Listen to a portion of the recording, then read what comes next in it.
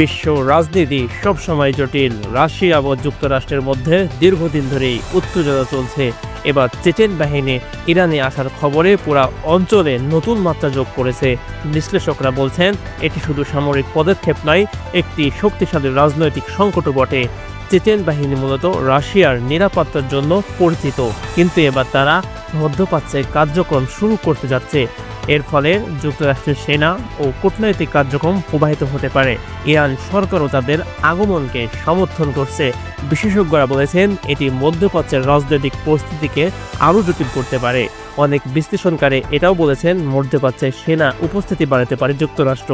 Chechen বাহিনী যুক্তরাষ্ট্রের কার্যক্রম সীমিত করতে কৌশলগত অবস্থান নিতে পারে। বিশ্ব নিরাপত্তা বিশেষজ্ঞরা সতর্ক করে বলেছেন এই পদক্ষেপ যদি নেওয়া হয় সরাসরি ওই অঞ্চলের শান্তি ও স্থিতিশীলতাকে প্রভাবিত করতে পারে। স্থানীয় জনগণও এই পরিস্থিতি মনোযোগ দিয়ে পর্যবেক্ষণ করছে।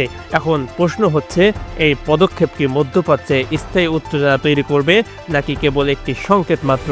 এখন সময় আমাদেরকে সেটাই বোঝাবে।